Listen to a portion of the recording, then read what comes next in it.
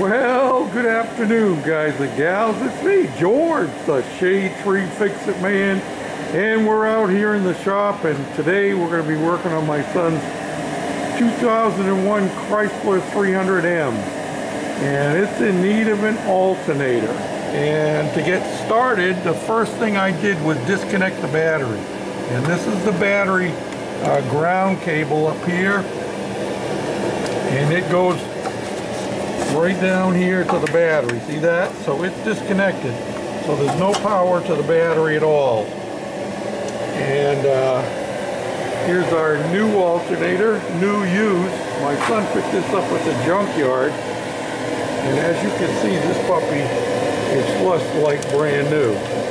I gotta tell you, a brand new one costs over $200. And even a rebuilt one cost over $100. He was able to get this at the junkyard for $35. Well, that's a huge savings right there. So hold on to your hats and we're going to go at it. One of the things you need on a cold day like today is some heat, so you'll mind don't mind the background noise. First thing you got to do when it comes to the alternator itself is you look down in here and you see that there is one wire that has a bolt on it, and then below it there is a plug. We got to unbolt the main battery wire to the alternator and then pull that plug out.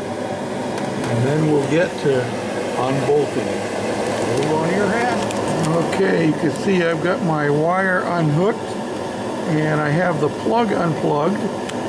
And to get that plug out, see if I get my hand down in here, hold the plug so you can see the end of it. Well, maybe not. My hand's going to be right in the way. But you see the clip on the side there, you need to squeeze that against the plug. And we're talking about this clip right here. See that? You squeeze that against the plug itself. And that pulls straight back. And I should tell you that the nut that goes on here is a 10 millimeter. And I should also tell you that the nut that goes for the battery terminal over there is 15 millimeter. So now the next thing we're going to do is we're going to loosen up these bolts here. And then there is another one down underneath there, which you can't see at the moment, but I'll show it to you when we get to it.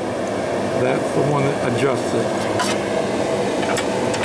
So this bolt on top here has a captured nut in the bracket in the back, and this is 15 millimeter. And you're going to find that this is kind of hard to turn with just a regular straight length of wrench.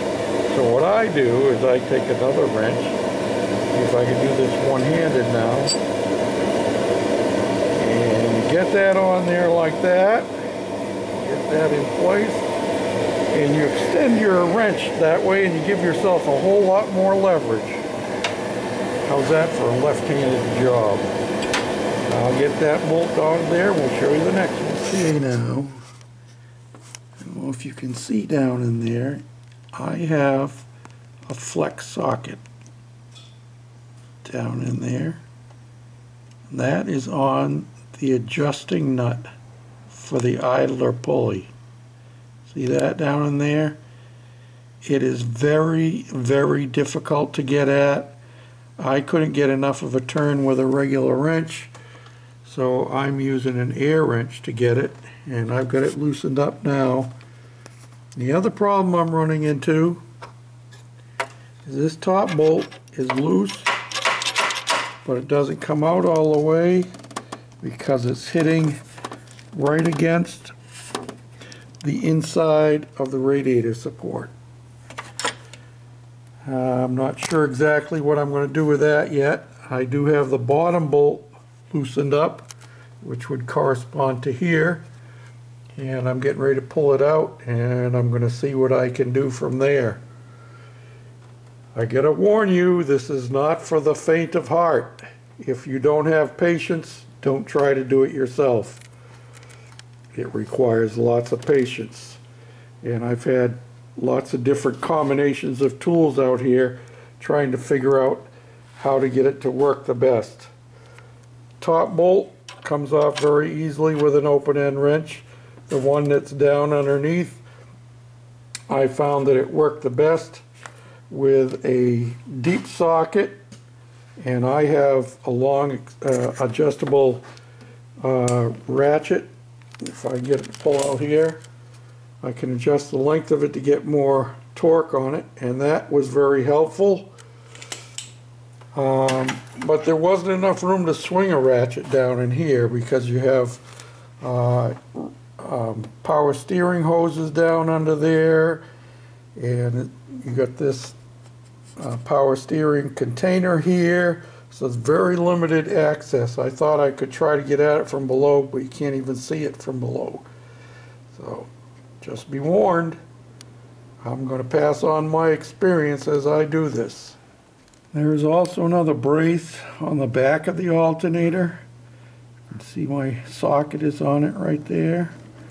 Of course, everything gets in the way, no matter whether you're trying to photograph or whatever. There you can see it better. That is a 13 millimeter. Now, addressing the problem with getting that top bolt out. I don't know if anybody else has a better solution, but what I have done, I have drilled right through from the front here, and I started off with a small pilot bit, then used a couple of different size step bits, and let me see what we get here. It comes in, but it's still not far enough, so I'm going to have to cut this back in here further to get clearance to get that bolt out. I have no other solution to the problem. It can only come out the front, can't go out the back, and unless you take the motor mount off and unhook a bunch of other stuff and jack it up, or if you want to unhook your radiator support that goes across the front of the car and holds the whole front end together.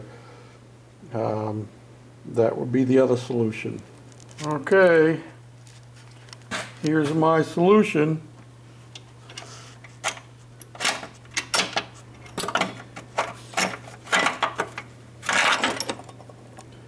I had to slot it even down beyond the edge here to be able to get it out. I guess you wouldn't want to do that on a nice new car. I guess they probably would unbolt the motor mounts and jack it up. This old man ain't going that way. And this car has over 220,000 miles on it already. So if it'll keep my son going for another 25 or 30,000 miles, that'll be fine. Now to get the alternator out, put the new one in.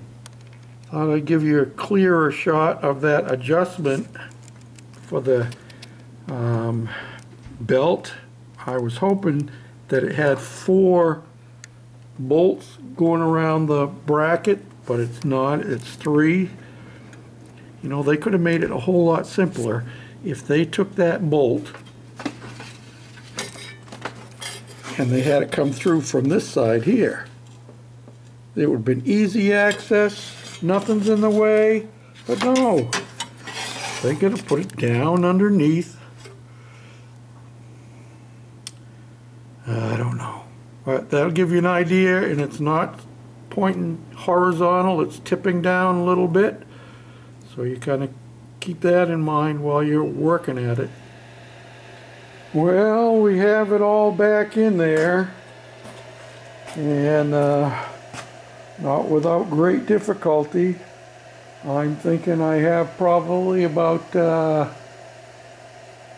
3 hours changing this alternator, and that's probably a modest estimate. Thanks for watching. I hope this was helpful. It does require lots of patience and not more than 1 or 2 specialty tools. It would have been hard to do without a flex socket like that there, and my air ratchet really came in handy, and my die grinder to cut out the hole, and step drills to make the hole bigger to start with. Yep. Hope it works out well for you if you decide to do it. Bye now.